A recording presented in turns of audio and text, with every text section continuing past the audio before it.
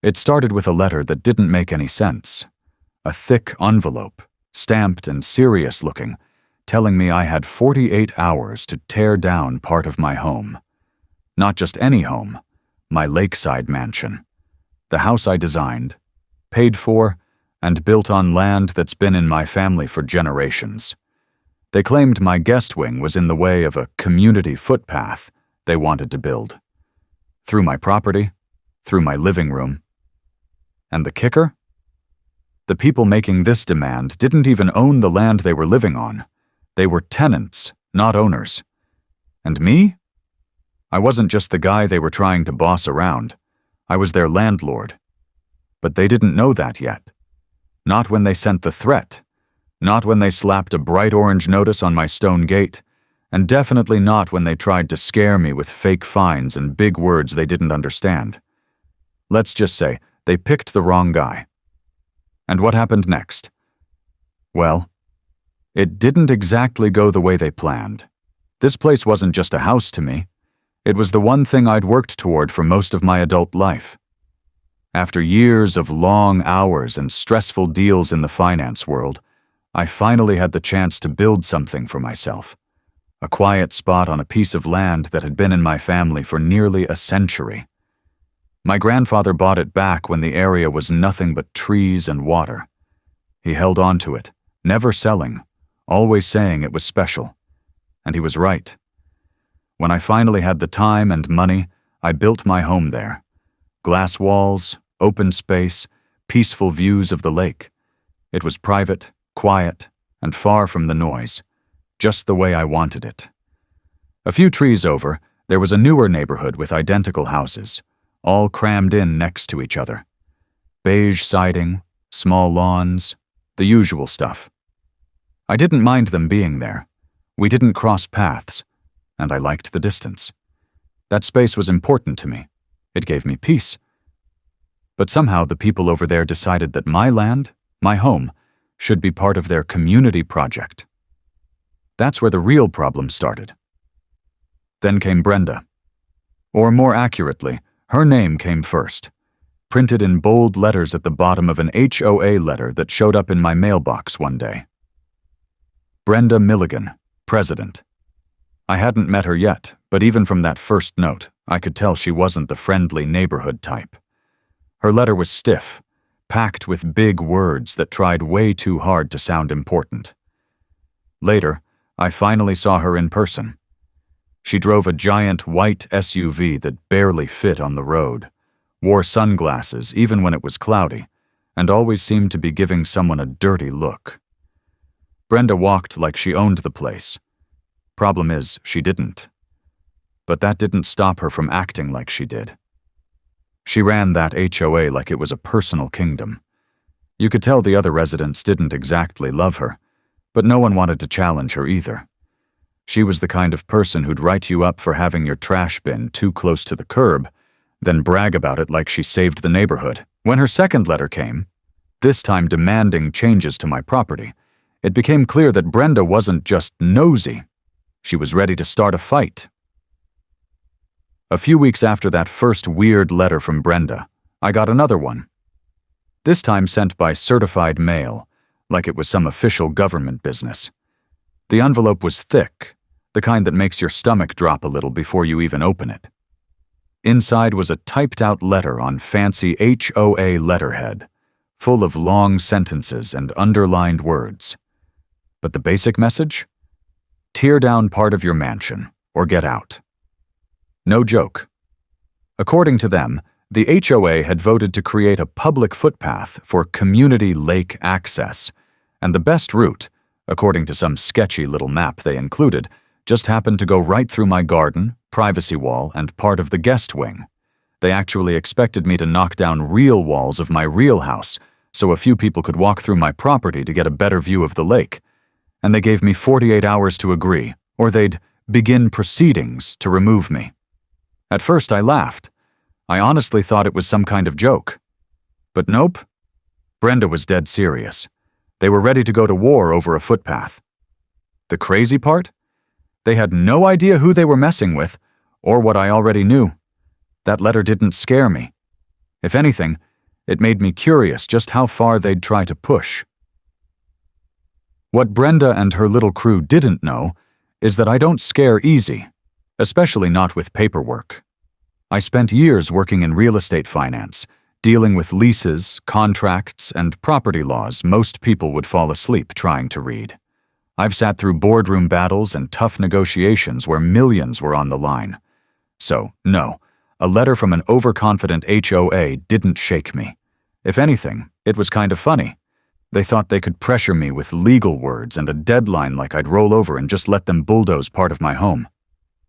I didn't panic. I took a deep breath, made some coffee, and opened up my files. Because, unlike them, I keep records. And I remembered something important, something I was pretty sure they'd never even considered. A detail buried in an old lease agreement that, if I was right, flipped this whole situation upside down.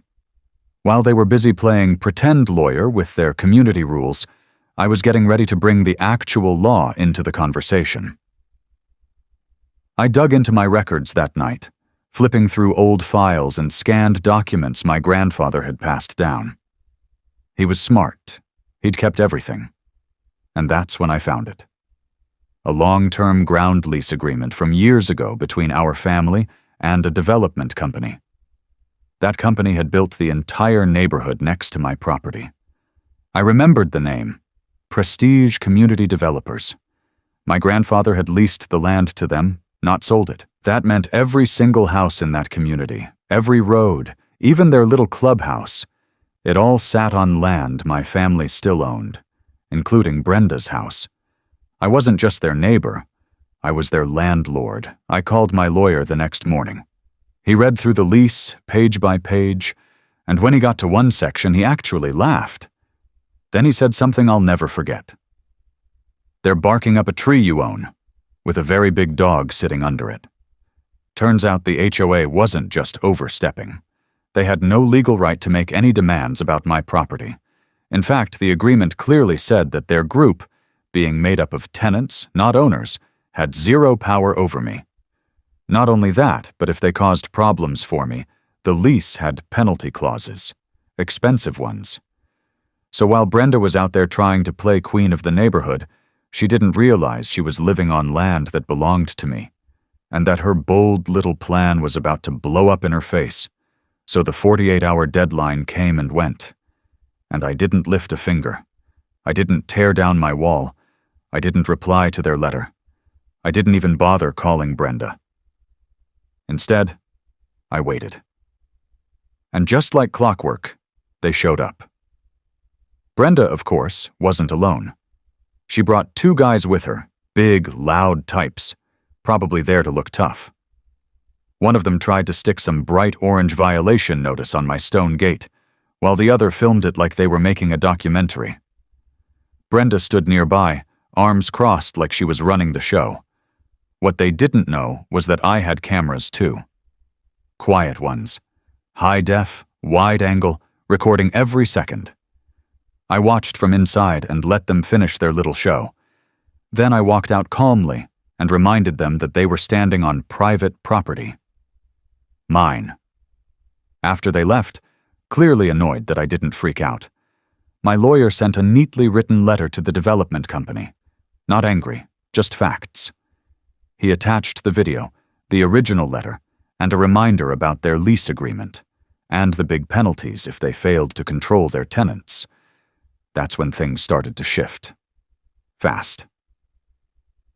A few days later, Brenda called an emergency HOA meeting. Word spread fast. Flyers on doors, emails blasted out, even a sign on the community board near the clubhouse. Her goal was clear. Get the neighborhood on her side and paint me as some greedy outsider standing in the way of their right to lake access. What she didn't expect was that I'd show up. I walked in with my lawyer, Arthur, about 5 minutes after the meeting started. Brenda was already mid-speech, pacing in front of a cheap folding table, shouting about unfair treatment and entitled landowners. The second we stepped in, the room went quiet. Brenda froze. Arthur stepped forward and calmly introduced us. No yelling, no drama. Just facts. He looked right at the crowd and said, "What you may not know is that this entire neighborhood, every road, every house, including this building, is sitting on land owned by Mr. Davies here." You could hear people whispering. Brenda's jaw dropped. Then he continued, "You're not legal homeowners in the way the HOA claims. You're tenants under a lease your development company holds with Mr. Davies, and because of the actions of this board, that lease is now in violation and subject to heavy penalties." Then came the part that really hit: higher rent. Arthur explained that because of Brenda's actions, the development company would now be paying more, and that cost would be passed straight down to the residents. Some of the people in that room turned to look at her with wide eyes. Others just looked angry. The crowd that had come to cheer her on suddenly wasn't on her side anymore. After that meeting, everything unraveled fast. The HOA, as it stood, was basically shut down. Turns out they weren't even legally allowed to operate the way they had been. The state got involved, and within weeks, they were forced to restructure into something more like a neighborhood social group. No real power, just planning potlucks and posting lost dog signs. As for Brenda, she was done. The development company didn't say it outright, but word got around that they told her not to renew her lease. A moving truck showed up a few weeks later, and just like that, the self-proclaimed queen of the HOA was gone. The company sent me a formal apology and agreed to tighten up how the neighborhood was run. But the damage was already done. Because of the lease violation, their rent to me went up a lot. And like we expected, they passed that cost straight down to the people living there. So, in the end, Brenda's big plan to take part of my property for free ended up costing her neighbors more to live even farther away from the lake. Some left, some stayed and grumbled. But none of them ever tried something like that again. Looking back, the biggest lesson here is simple. Know what you own, know your rights, and don't let loud people push you around just because they think they're in charge. Brenda thought she could bully her way into getting something for free. She didn't realize the quiet guy next door had the paperwork and the patience to shut it all down legally. It's a good reminder that sometimes the real power isn't in who yells the loudest, but in who's done their homework. If you've ever had to deal with a nightmare HOA or a neighbor who thought the rules didn't apply to them, I'd love to hear about it. Drop your story in the comments. Seriously, I read them. And if you enjoyed this one, hit like and subscribe. There's always another entitled mess waiting to be untangled.